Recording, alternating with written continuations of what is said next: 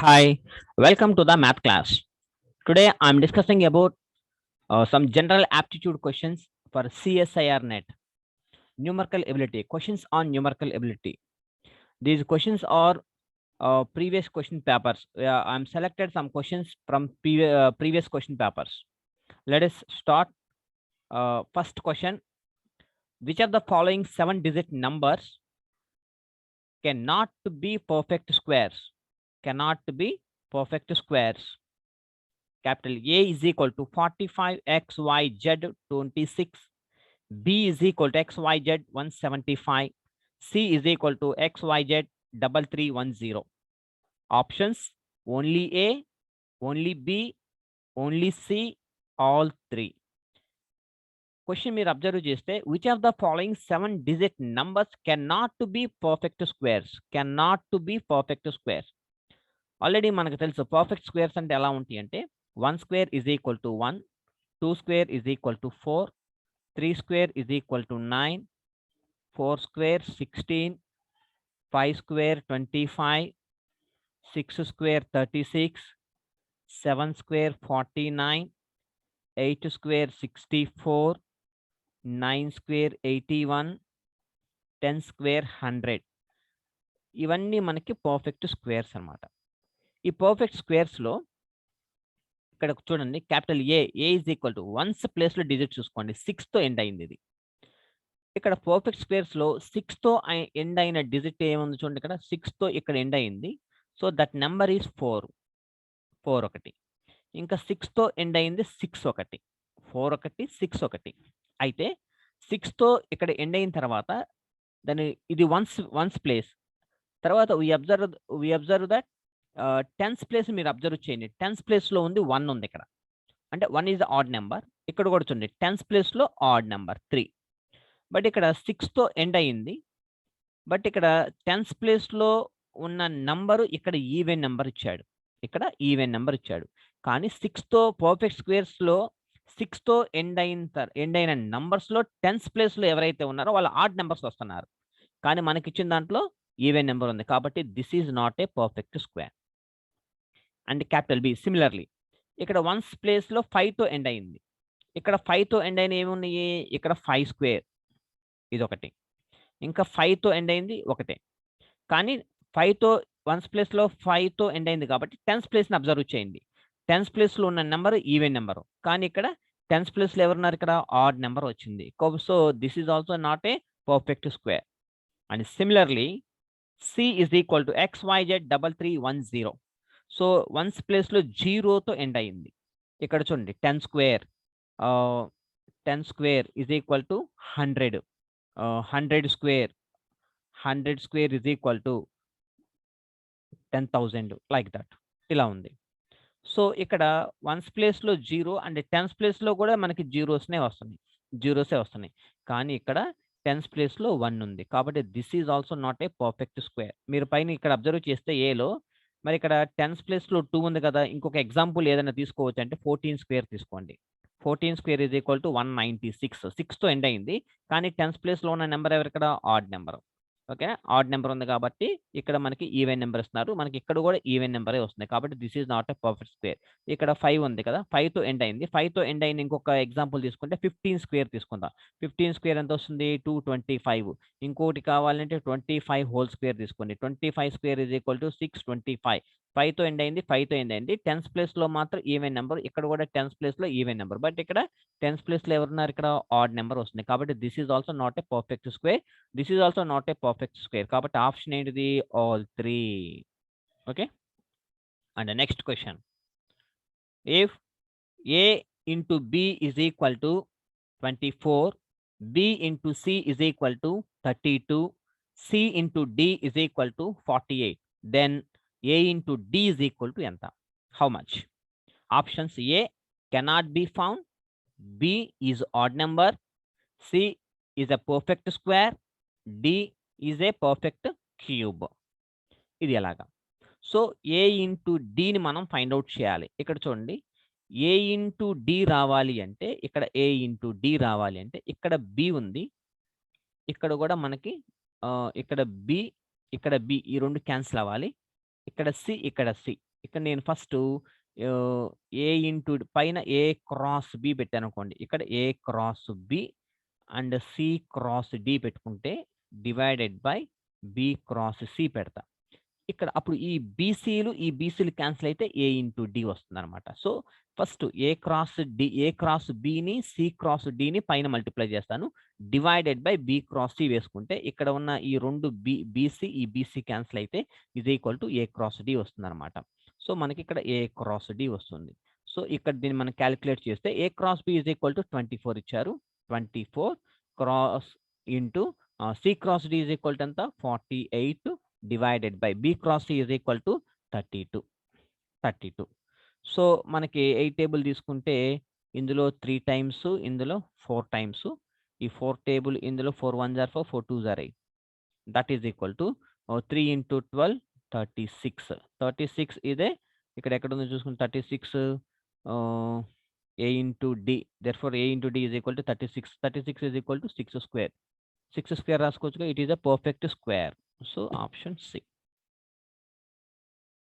And next, let m and n are two positive integers such that m plus n plus mn is equal to 118. Then the value of m plus n is option A, not uniquely determined. 18, C 20, D 22. So how to solve this question? Let m and n be two positive integers such that m plus n plus mn is equal to 118. So first నేను ఏం చేస్తానంటే ఇక్కడ ఇచ్చిన question ని m plus n plus mn is equal to 118 కాబట్టి వీటిని factors లాగా రాసుకోవచ్చా అంటే ఇక్కడ నేను suppose m plus n plus mn ఇక్కడ +1 పెడితే ఇక్కడ m plus n ఇక్కడ n కామన్ తీసేస్తే 1 plus m అయిపోద్ది. ఈజ్ ఈక్వల్ టు 1 యాడ్ చేస్తున్నాను. యాడింగ్ 1 యాడ్ 1 యాడ్ చేస్తే ఫ్యాక్టర్స్ లాగా రాసుకోవచ్చు అనమాట మనం. ఇప్పుడు దట్ ఈజ్ ఈక్వల్ టు ఈ m ఈ +1 ఒక చోట రాసుకుంటాను. m +1 తర్వాత వచ్చి దీనికి ఈ రెండిట్లో నుంచి n కామన్ తీస్తా. ప్లస్ n కామన్ తీస్తే 1 + m. That is equal to 119. ఇప్పుడు మనకి ఫ్యాక్టర్స్ ఏమొస్తున్నాయి ఇక్కడ m + 1 ఒకటి తర్వాత 1 + n that is equal to 119. That implies m + 1 into 1 + n that is equal to 119కి ఫ్యాక్టర్స్ ఎంత వస్తుంది? 119 అంటే 17 ఇంటూ 7 తీసుకుంటే దట్ ఈజ్ ఈక్వల్ టు 119. ఓకేనా? దీనికి ఫ్యాక్టర్స్ అనమాట. సో 17 ఇంటూ 7 అంటే therefore m + 1 is equal to 17 తీసుకుందాం. అలాగే 1 + n ఈజ్ ఈక్వల్ టు 7 తీసుకుందాం. దీని నుంచి ఏమవుతుంది? m ఈజ్ ఈక్వల్ టు 17 - 1 అంటే m is equal to 16. n is equal to 7 - 1 అంటే n is equal to 6. So m is equal to మనకి వాల్యూ ఎంత ఇచ్చాడు? m + n అంటే therefore m + n is equal to 16 + 6.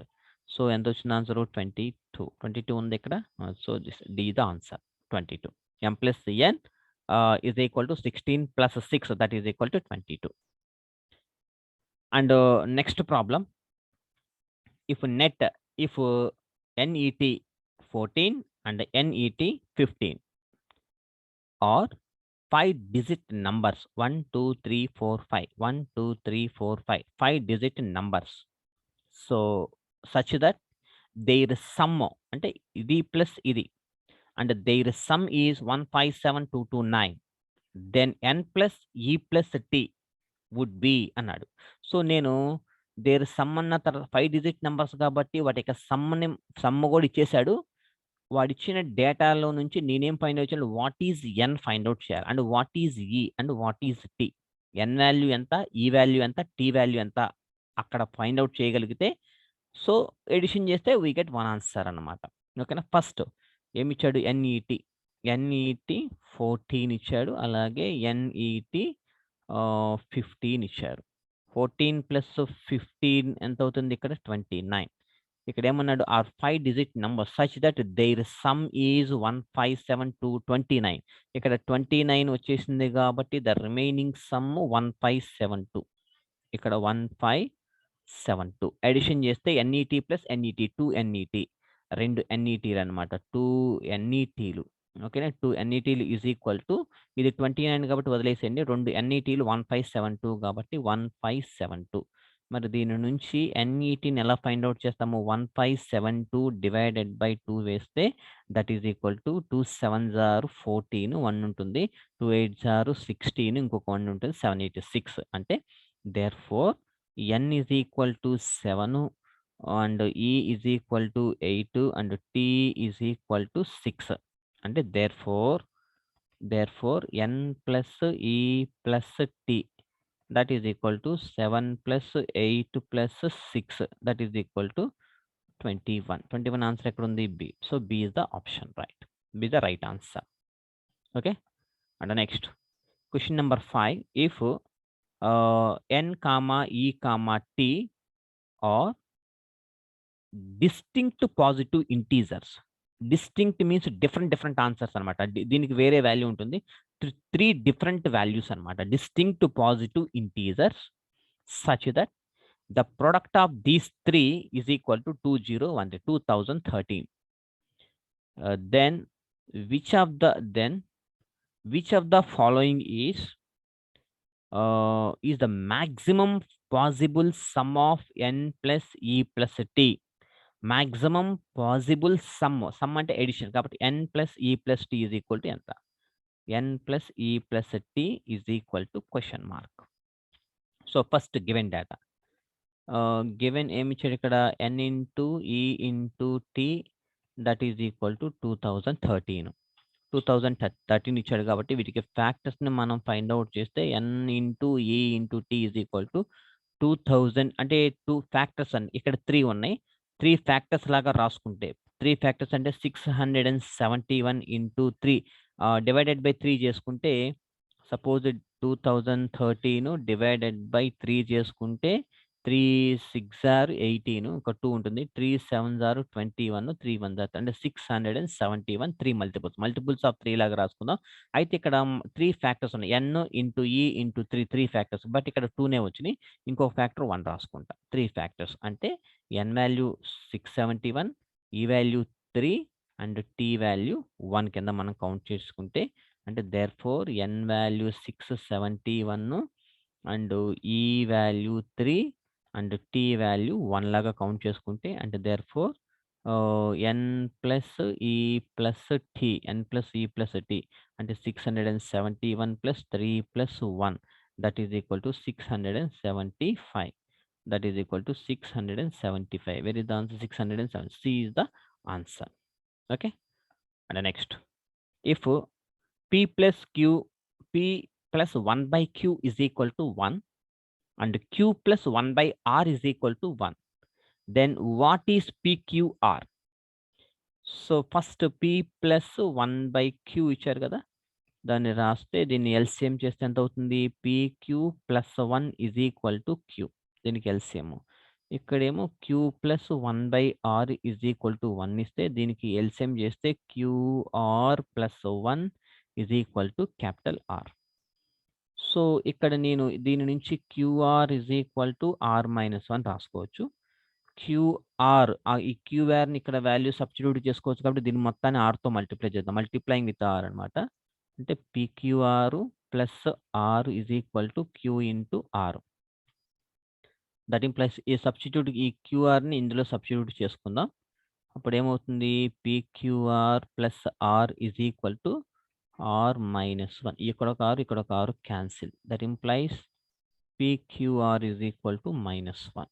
PQR is equal to minus 1. So this is the answer. Minus 1 మనకి ఎక్కడ ఉంది ఇక్కడ? So option A.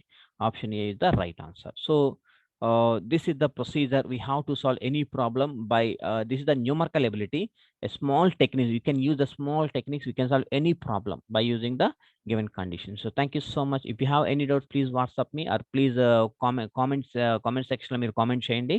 I will reply immediately. Thank you so much. Have a nice day.